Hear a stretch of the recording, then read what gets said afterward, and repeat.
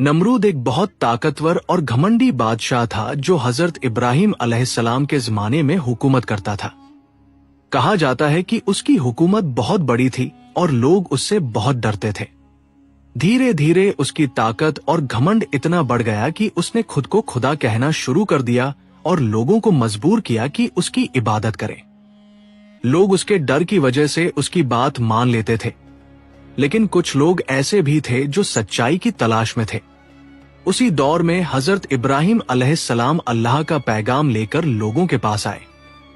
उन्होंने लोगों को समझाया कि असली खुदा सिर्फ अल्लाह है, वही हमें पैदा करने वाला है और वही हमें जिंदगी देता है।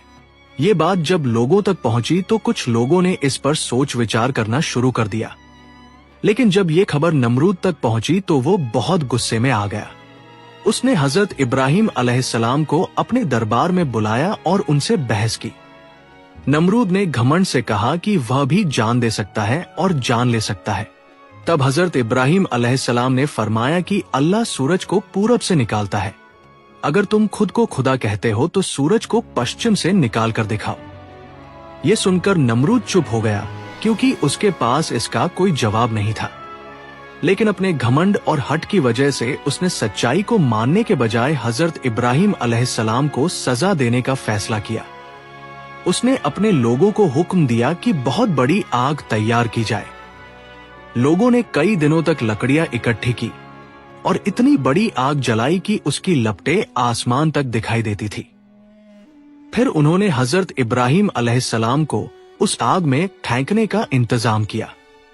जब हजरत इब्राहिम अलैहिस्सलाम को आग में डाला गया तो अल्लाह ने आग को हुक्म दिया कि वो ठंडी और सलामती वाली हो जाए। आग ने अल्लाह के हुक्म से उन्हें कोई नुकसान नहीं पहुंचाया और वह बिल्कुल सुरक्षित रहे।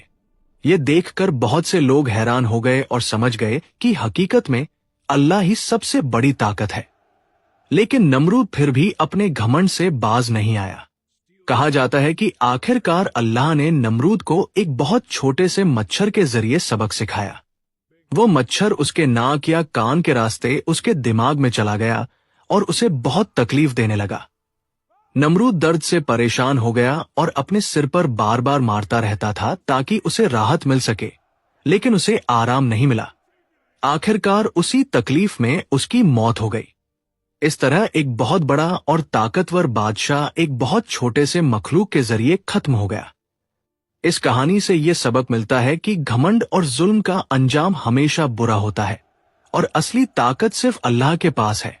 जो इंसान सच्चाई और अल्लाह के रास्ते पर चलता है, अल्लाह उसकी मदद करता है, चाहे उसके सामने कितनी ही बड़ी ताकत क्यों न हो।